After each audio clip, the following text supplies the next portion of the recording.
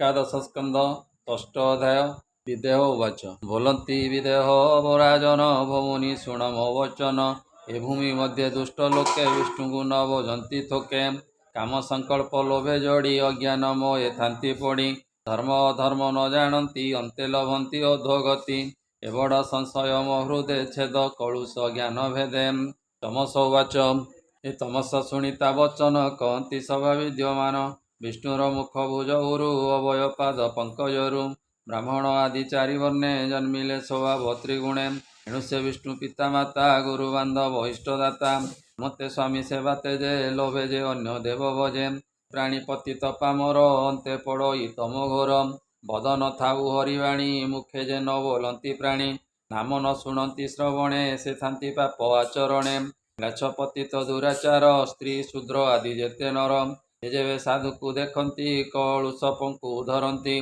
बहु क्षत्रिय वैश्यजन स्वभावे धन्य तीन वर्ण विष्णुचरण सन्निधाने एथांति निगम वचने ब्राह्मण वेद पढ़ी बले कुल संपद धन छले मजई करी अहंकार स्कंदे बही वेदभार धर्म धर्म मार्ग बही आत्मा को पंडित बोलाई सभार मध्य चाटु कही हसी हसाई जनमयी एभावे रोज गुण खंडे संकल्प करे कर्म कांडे धन तनय सुख आश्रे शरीर अंते नरके पशे अल्प कार्य क्रोध भये काल भुजंग प्राय हुए अभावे काम क्रोध बले नित्य साधु संगे मिले एणु ए विप्र आदि वर्ण पापी दुर्जन मतिहीन जन को देखी पासे निंदा करो उपहासे शिवोलो हास्यवाणी निकटे कृष्ण कथा शुणी गृहे गृहिणी अंग संगे चित्त बुड़ाई काम भोगे ए आशा बंधने धन संचे माया संकल्पे दिन वंचे पराण तृषा मात्रे पशु हिंसई हिंसा शास्त्रे वेद उद्देश्य जंतु मारी पूजई नाना यज्ञ करी दान दक्षिणा विधिहीने कुकर्म करई अज्ञाने ए पशु मारणे पाप जेते देखि न देखई अग्रते संपदे बड़े अभिमान ऐश्वर्य मदिरारे मग्न विद्या पठन दान बले संपद देखई निश्चले संपद मदे अंध होई साधु असाधु न गणई विष्णु वैष्णव जन चाही निंदा करई गर्भ बही एभावे सर्वनाश करे नरके पड़ई निर्भरे सकल जीव मध्यवरी बसे अनंत रूप धरी ए विष्णुर माया मात्र भ्रांति या पामरे न बुझंती जार महिमा देवगणे जोगींद्र जे हरि चरणे निर्मल चित्ते चिंती ध्यान धारणे न देखंती ते हरि न भोजहि चित्ते कुबुद्धि भाव विरते चित कथा रत नित्ये नाना कुपथ मनोरते मन भ्रमर भ्रमुताई दुर्गम पथ न चिन्हई नारी सेवन मांस मदे लोक व्यवहार अनुवादे वेद न कहे जहा मुखे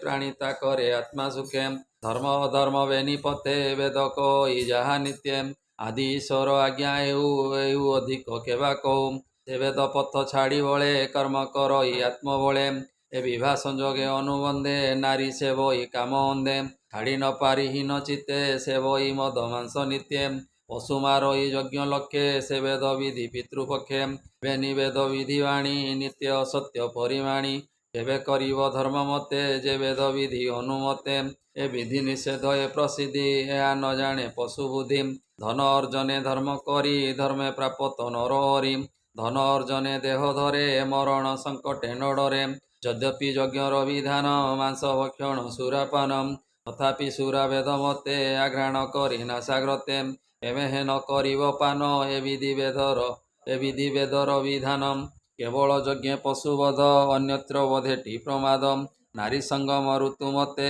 केवल पुत्र जन्म अर्थे अन्यथा रथि सुख मते प्रसंग न करी एकांते जीवर स्वधर्म ए वाणी सकल वेद वाक्य बणी ଏହା न बुझी मूढ़ प्राणी दुख को सुख प्राय मणि करहि ज्ञानहीन कर्म एणु संसारे हुए भ्रम स्वभावे मूढ़ प्राणी आत्मा को पंडित बखाणी केवल देवता विश्वासे न जानी यज्ञ पशु हिंसे छुए थांति पशु मेले तार जीवन अंत काले धरी भक्षंती तार मांस केवल अस्थि रहे शेष जहाकु मारी सुख बेले से ताकु हिंसे अंत काले एणु पंडित जन मध्ये ताप लभिछि पशु बोधे सकल जीवे नर हरि बसई आत्मा रूप धरी हमें बसई सर्वदेहे मूढ़ न जाने माया मोहे स्वभावे मृत्यु कलेवर देह को बोलोई मोहर सुखानुभवे जीव मारे केवल विष्णु द्रोह करे प्रपतित बोली तारे पड़े नरक अंधकारे ପଣ୍ଡିତ ଗଣେ ବାଦ ଚିନ୍ତି ଦମ୍ଭେ ନ ବୁଝେ ମୁଖ୍ୟ ଗତି।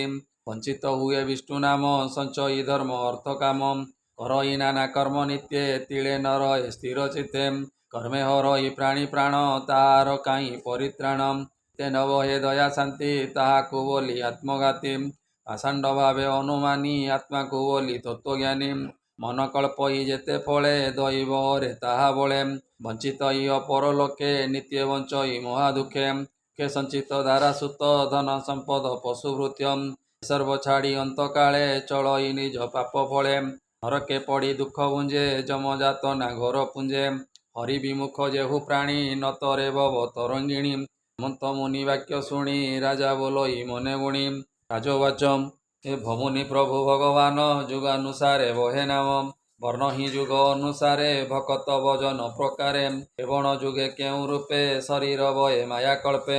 ଜୀବ ଉଦ୍ଧାରେ ଚକ୍ରପାଣି କର ଭାଜନ ବୋଲେ ଶୁଣି। କର ଭାଜନ ବାଚ ଏ ବୋଲଇ ଶୁଣ ନରନାଥ ଶେଷ କୃଷ୍ଣର ଚରିତ। କଳି କଳୁଷ ସଂହାରଣ ଯେ କରେ ଶ୍ରବଣ କୀର୍ତ୍ତନ। ଏ ରୂପ ବଏ ଶେଷ ଭାବେ କ୍ରେତା ଦ୍ୱାପର ଓ କଳି ଯୁଗେ। ଇଚ୍ଛାନୁସାରେ ଅବତାରେ ସ୍ୱଭାବେ ନାନା ରୂପ ଧରେ। ଏ ବିଧି ବିଧାନ ନାନା ମତେ ସେ ରୂପ ପୂଜନ୍ତି ଜଗତେ। ଯେ ଯୁଗେ ଯେ ବା ଅବତାର ଯେ ବର୍ଣ୍ଣ ନାମ ଦାମୋଦର। କେ ବିହରେ ନରଲୋକେ ଶୁଣ କହିବା ଏକେ ଏକେ। ପ୍ରଥମେ ଶୁକ୍ଳ ବର୍ଣ୍ଣ ଦେହେ ଜଟା କଳାପ ମୁଣ୍ଡ ବହେ।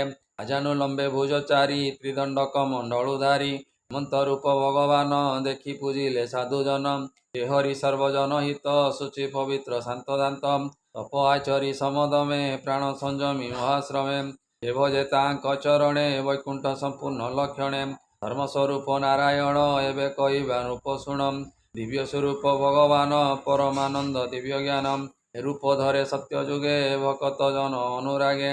ଏ ଶୋଣିତ ବର୍ଣ୍ଣ କ୍ରେତା ଯୁଗେ ବିଷ୍ଣୁ ସମ୍ଭୂତ ଭୂମି ଭାଗେ। ସୁନ୍ଦର ଚତୁର୍ଭୁଜ ଧରେ ସୁବର୍ଣ୍ଣ ବର୍ଣ୍ଣ କେଶ ଶିରେ।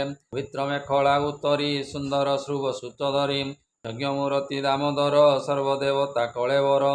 ଶେଷ ଭୁବନ ଈଶ୍ୱର ଅଜ୍ଞାନୀ ଜନେ ଅଗୋଚର। ଏ ରୂପ ଦେଖି ବିପ୍ରଗଣେ ନିଗମ ପଥ ଆଚରଣେ। ଯଜ୍ଞେ ପୂଜିଲେ ଭଗବାନ ସେ ଯଜ୍ଞ ବିଧିର ବିଧାନ। ଯେ ବିଷ୍ଣୁ ଯଜ୍ଞେ ପୃଷ୍ଣି ଗର୍ଭ ସ୍ୱଭାବେ ନାମ ସର୍ବଦେବ।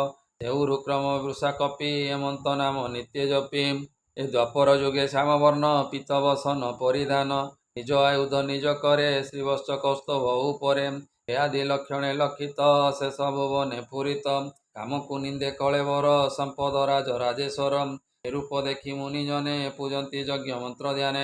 ସର୍ବଦେବମୟ ହରି ପୂର୍ଣ୍ଣ ଶବଦେ ସ୍ତୁତି କରି। ବାସୁଦେବ ନମସ୍ତୁତେ ଶଙ୍କର ଶରଣ ବୋଲି ତତେ। ପ୍ରଦ୍ୟୁମ୍ନ ଅନିରୁଦ୍ଧ ତୁହି ଏ ଚାରି ରୂପ ଏକ ଦେହି। ନମସ୍ତେ ପ୍ରଭୁ ଜଗନ୍ନାଥ ଯାର ଶରୀର ଏ ଜଗତ। ବିଶ୍ୱନାଥ ବିଶ୍ୱପତି ମହାପୁରୁଷ ସର୍ବଗତି। ଦ୍ୱାପର ଯୁଗରେ ହେମନ୍ତେ ବିଷ୍ଣୁଙ୍କୁ ପୂଜନ୍ତି ଜଗତେ। ଦ୍ୱାପର ଯୁଗ ଶେଷ କାଳେ କଳି ଆଗମ ଅନ୍ତରାଳେ। ଏ ରୂପ ପ୍ରକାଶେ ଚକ୍ରପାଣି ଯେ ସନେ ଇନ୍ଦ୍ର ନୀଳମଣି। କୃଷ୍ଣ ମୂରତି ଭଗବାନ କେବଳ ନାମ ସଂକୀର୍ତ୍ତନ। କୃଷ୍ଣ ରୂପ ଗୁଣ ଯେତେ ଧ୍ୟାନେ ନିରୋପି ଶୁଦ୍ଧ ଚିତ୍ତେ। ପ୍ରତିମା କରି ନାନା ମତେ କୃଷ୍ଣ ପୂଜନ୍ତି ଯଜ୍ଞ ସୂତ୍ରେ। ଅଙ୍ଗ ଉପାଙ୍ଗ ମନ୍ତ୍ର ତନ୍ତ୍ରେ ବିଷ୍ଣୁର ପାରିଷଦ ଯେତେ। ସକଳ ପୂଜି ସାବଧାନେ ସ୍ତୁତି କରିବ ଏ ବଚନେ।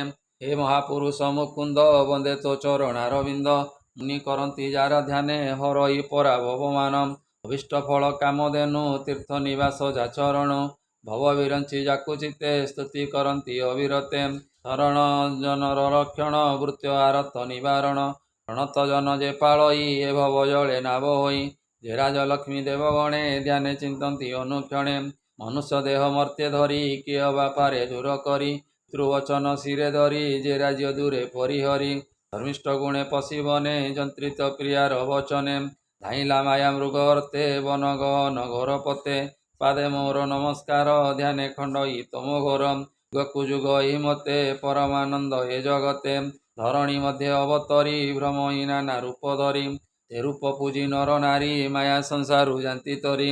ଯେ ପ୍ରାଣୀ ପଣ୍ଡିତ ବୋଲାଇ ଗୁଣଜ୍ଞ ସର୍ବସାର ଗ୍ରାହୀ। ସକଳ ଶାସ୍ତ୍ର ଅନୁମାନେ ନିର୍ମଳ ଚିତ୍ତେ ମହାଜ୍ଞାନେ। ବେଦ ବିଚାର ବ୍ରହ୍ମଭାଗ ସେ ବୋଲେ ଧନ୍ୟ କଳିଯୁଗ।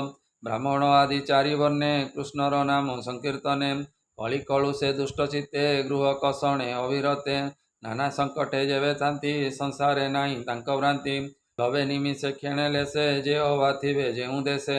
କୃଷ୍ଣର ନାମ ଉଚ୍ଚେ ଗାଇ ଲୋମ ପୁଲକ ତନୁ ବହି ନୟନୁ ବହି ଅଶ୍ରୁ ଜଳ ଲବନ୍ତି କୋଟି ତୀର୍ଥ ଫଳ ଏ ବଡ଼ ଲାଭ ଏ ଜଗତେ କୃଷ୍ଣ ଭଜନ ନାନା ମତେ ମୁଖେ ଉଚ୍ଚାରି ନୀତି ନୀତି ଅଶେଷ ପାପୁ ତରି ଯାନ୍ତି ଯୁଗର ପ୍ରଜାଗଣ ଭବିଷ୍ୟ ମତେ ପରିମାଣ ପରିକଳ୍ପନ୍ତି ସୁଖ ଭୋଗ ଆମ୍ଭେ ଜନ୍ମିବୁ କଳି ଯୁଗ ବ୍ରାହ୍ମଣ ଆଦି ଚାରି ବର୍ଣ୍ଣେ ତରିବେ ନାମ ସଂକୀର୍ତ୍ତନେ ତାଙ୍କ ମଧ୍ୟରେ ଆମ୍ଭେ ଥାଇ ତୁଣ୍ଡେ ଗୋବିନ୍ଦ ନାମ ଗାଇ ଭକତ ମୁଖୁ କୃଷ୍ଣ ଶୁଣି ତରିବୁ ଭବ ତରଙ୍ଗିଣୀ ଗୋବିନ୍ଦ ଚରଣାରବିନ୍ଦ ସାଧୁ ସୁଗନ୍ଧ ମକରନ୍ଦ ମନ ଭ୍ରମରେ କରିପାନ ଯେ ଅବା ଥିବେ ସାଧୁଜନ ତାଙ୍କ ସଙ୍ଗେ ମିତ୍ରପଣେ ସେବିବୁ କୃଷ୍ଣର ଚରଣେ ହେମନ୍ତ ଚିତ୍ତେ କରି ଆଶା କଳିକି କରନ୍ତି ପ୍ରଶଂସା ମୁଖେ ଧରନ୍ତି କୃଷ୍ଣ ନାମ ଶ୍ରବଣ ମାତ୍ରେ ଅଭିରାମ ପ୍ରବେଶ କରି ପ୍ରାଣୀ ମଧ୍ୟରେ ଜନ୍ମ ମରଣ ପଥ ଛେଦେ ନାରଦ ବାଚ ହେମନ୍ତ ନବ ମୁନିଗଣେ ରାଜାଙ୍କୁ ଚାହିଁ ଜଣେ ଜଣେ କହିଲେ ଭାଗବତ ଧର୍ମ ଯେ ରୂପେ ବିଷ୍ଣୁ ସେବା ଅର୍ଥ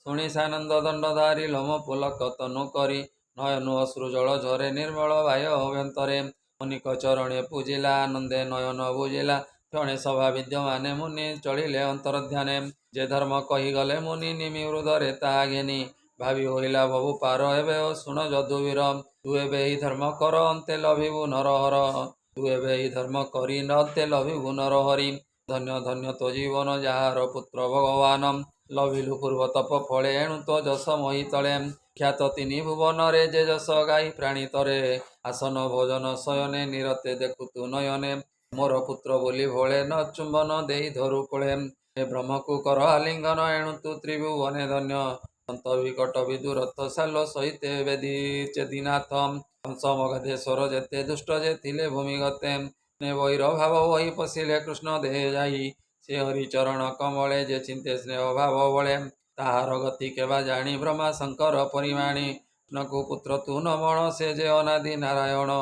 ଆଦି ପୁରୁଷ ତୋର ଘରେ ମାୟା ମନୁଷ୍ୟ ରୂପ ଧରେ ହେଳେ ଅସୁର ବଳ ମାରି ଆପଦୁ ଅବନି ଉଧାରି ତୋ ଭାବେ ଜନ୍ମ ଯାର ନାହିଁ ମନ ବଚନେ ଭେଦ କାହିଁ ସେ ହରି ଦେବକୀ ଉଦରେ ଜନ୍ମ ଲଭିଲେ ତୋର ଘରେ ତୋ ଯଶ ଜଗତେ ବିସ୍ତାରି ସେ ପୁଣି ଯିବେ ନିଜ ପୁରୀ ହେମନ୍ତେ ନାରଦର ବାଣୀ ଦେବକୀ ବସୁଦେବ ଶୁଣି ଏ ତନୁ ପୁଲକର ମୋରାଜି ଭାବ ଗଦ ଗଦେ ଚକ୍ଷୁ ବୁଝି ନକୁ ପୁତ୍ର ଭାବେ ମଣି କିଛି ନ ବୋଲି ହେଲେ ତୁନି ବାଚ ଏ ବୋଲନ୍ତି ସୁକ ମୁନି ବର ସେ ନବ ଋଷଭ କୁମର ନିମିର ଯଜ୍ଞ ଶାଳେ ଯାଇ ଯେ ଇତିହାସ ଗଲେ କହି ଧ୍ୟାନେ ଗୁପତ ପୁରାତନ ବିଶେଷ ନାରଦ ବଚନ ସେ ଆଶ୍ରବଣେ ଶୁଣନ୍ତି କିଅ ବା ବଦନେ ଗୁଣନ୍ତି ସକଳ ପାପ ପଙ୍କୁ ତରିଅନ୍ତେ ଲଭନ୍ତି ନରହରି ଏକାଦଶ ଭାଗବତ କହିଲା ଦାସ ଜଗନ୍ନାଥ ହରିଚରିତ ଗୀତ ବନ୍ଦେ ସଂକ୍ଷେପେ ଏକାଦଶ ସ୍କନ୍ଧେ ଅମୃତର ସମୟ ଗୀତ ଶୁଣନ୍ତେ ଜଗତ ପବିତ୍ର ଶ୍ରୀମଦ ଭାଗବତେ ମହାପୁରାଣେ ପରମହଂସ୍ୟାଂ ସହିତାଂ 82 ଏକାଦଶ ସ୍କନ୍ଧେ ବସୁଦେବ ନାରଦ ସମ୍ବାଦେ ବର୍ଣ୍ଣ ଭେଦ ଭକ୍ତି ଯୋଗ କଥନମ୍ ନାମ ଷଷ୍ଠ ଅଧ୍ୟାୟ ବୋଲାନନ୍ଦେ କବାର ହରି ହରି ବୋଲ।